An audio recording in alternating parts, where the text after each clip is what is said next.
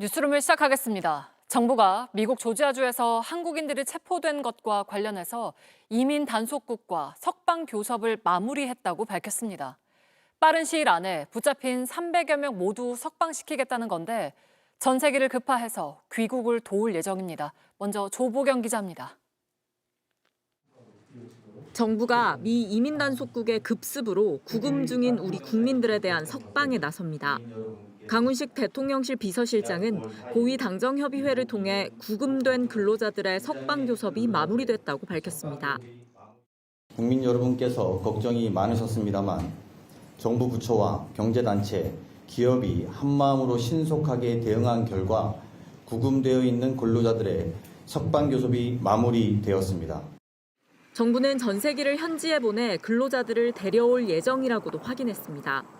다만 아직 행정적 절차가 남아있다며 긴장의 끈을 놓지 않고 대응하겠다고도 덧붙였습니다.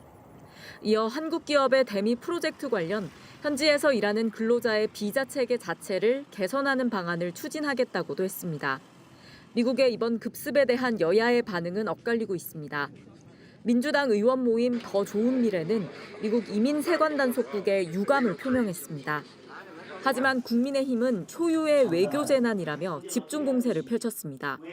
특검 수사가 이번 사태에 영향을 끼쳤을 수 있다는 주장도 내놨습니다. 미군 기지에 대한 갑작스런 압수수색을 벌인 것에 대한 트럼프 대통령의 강력한 유감 표시가 이번 사태와 전혀 관련은 없는 것인지 대통령이 직접 답해야 할 것입니다. 이와 관련 사태 해결을 위한 미 정부와의 물밑 접촉도 이어지고 있습니다. 외교부 차관은 미 국무부 차관과 통화를 통해 사태 해결을 위한 협조 요청과 함께 우리 국민의 체포 장면이 공개된 데 유감을 전했습니다. 주미 대사관도 총영사가 이끄는 대책반을 급파해 구금된 한국인들의 면담을 진행하고 있습니다. 미 이민당국이 체포한 475명 가운데 한국인은 332명인 것으로 전해졌습니다. JTBC 조보경입니다. 다행히 이번엔 협상으로 해결이 됐지만 같은 문제가 발생하지 않도록 정부가 해결책은 마련해야 한다는 지적입니다. 저희 JTBC 취재 결과 애초에 미국 이민세관 단속국은 우리 노동자들에게 두 가지 선택지를 제안했던 걸로 확인이 됐습니다. 즉시 추방돼서 5년 동안 미국에 입국하지 못할지, 구금된 채 넉 달 안에 재판을 받을지 열흘 안에 결정하라는 내용이었습니다. 송혜수 기자의 단독 보도입니다. JTBC 취재 결과 미 이민세관 단속국은 붙잡힌 한국인들에게 양자택일을 하라며 두 가지 선택지를 제시한 것으로 파악됐습니다. 당장 미국을 떠나거나 아니면 법정 다툼을 통해 체류 자격을 증명하라는 겁니다. 구체적인 제시안도 내놨습니다. 첫 번째는 강제 추방입니다. 사실상 자진 출국을 하라는 압박인데 이 경우 5년 동안 미국 입국이 금지된다는 조건도 달았습니다.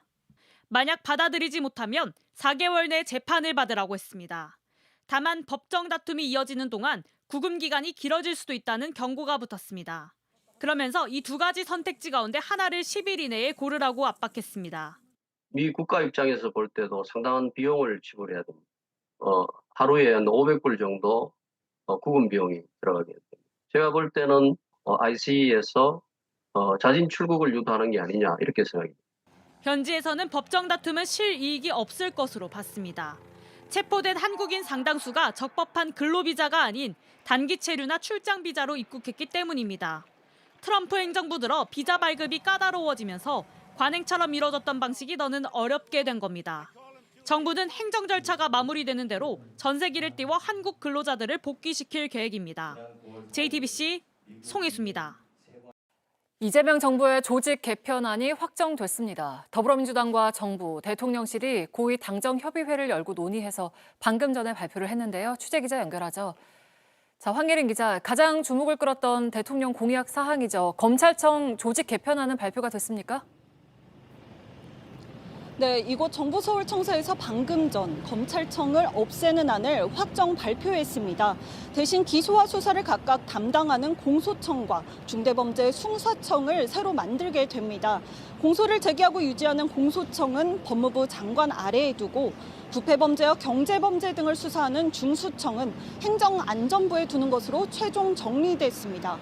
중수청을 법무부에 두면 검찰 출신들과 연계될 수 있다는 우려를 염두에 둔 걸로 보입니다. 이번 개편으로 행안부 산하에는 경찰과 국수본에 이어 중수청까지 있게 됩니다. 이 같은 당정 협의를 바탕으로 민주당은 조속히 정부조직법 개정안을 제출해 추석 이전 법안 시행이 목표라고 밝혔습니다.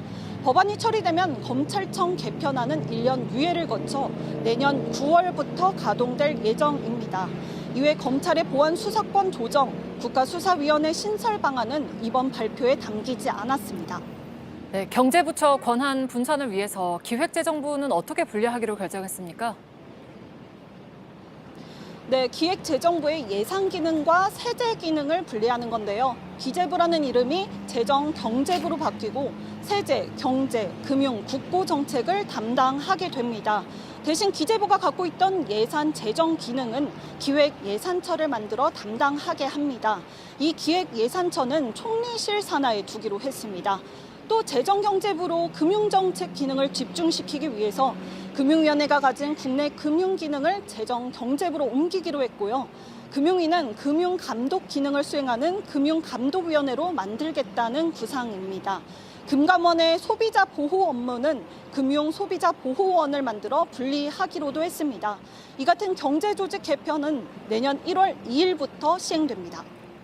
네, 그리고 기후, 환경, 에너지부 신설안은 어떻게 됐습니까? 네, 환경부를 기후, 환경, 에너지부로 확대 개편하기로 했습니다. 원래 산자부가 담당하는 전력 및 에너지 정책 또한 이 기후, 환경, 에너지부로 옮기게 됩니다. 다만 논란이 있었던 원전 부분이죠. 이 원전을 포함한 자원 산업 그리고 원전 수출 기능은 산자부에 남기기로 했습니다. 이외에도 여성가족부를 성평등 가족부로 확대 개편하기로 했고요. 방송정책 기능을 일원화하기 위해 방송통신위원회를 폐지하고 방송미디어통신위원회를 새로 만들기로 했습니다. 지금까지 정부 서울청사에서 JTBC 황예린입니다. 조국 혁신당 지도부가 당내 성추행 사건 해결에 미흡했다며 전원 사퇴했습니다. 또 피해자를 탓하는 발언으로 논란을 일으킨 민주당 최강욱 교육연수원장도 자진 사퇴했습니다. 류정화 기자입니다. 휴일 긴급 기자회견을 자처한 조국 혁신당 지도부. 당내 성추행 사건에 책임을 지겠다며 총사퇴했습니다. 사건 처리가 지연됐고 미흡했다는 점도 인정했습니다. 저희 대응 미숙으로 동지들을 잃었습니다. 피해자 여러분께 다시 한번 그리고 진심으로 사과드립니다. 더 과감한 조치를 해야 했지만 못했습니다. 조국 혁신정책연구원장의 비당원 신분으로서 할 수 있는 역할이 없었다는 해명이 책임을 회피한 것으로 읽힌 데다 성희롱은 범죄는 아니라는 이규원 사무부총장의 발언이 2차 가해 논란으로까지 번지자 수습에 나선 겁니다. 조국 혁신당 행사에 참석해 피해자를 감싸는 사람들을 개돼지라고 비난해 논란이 됐던 민주당 최강욱 교육연수원장도 직을 내려놨습니다. 이유를 불문하고 부담과 상처를 느낀 분들에 대한 최소한의 도리라며 자숙하겠다고 밝혔습니다. 최 전 원장과 관련해선 당 차원의 윤리 감찰이 진행 중이었는데 당 관계자는 원장직 사퇴는 징계와 별개라며 윤리심판원에 회부할지 여부를 당 대표가 결정할 것이라고 했습니다. 국민의힘은 조국 혁신당 지도부와 최강욱 전 원장을 향해 정계를 떠나라고 공세를 폈고 조국 원장에게도 화살을 돌렸습니다. SNS에 고기인지 된장찌개인지 사진이나 올리며 웃고 떠들 시간은 있어도 정작 피해자를 찾아가 사과할 시간은 없었습니까? JTBC 유정화입니다.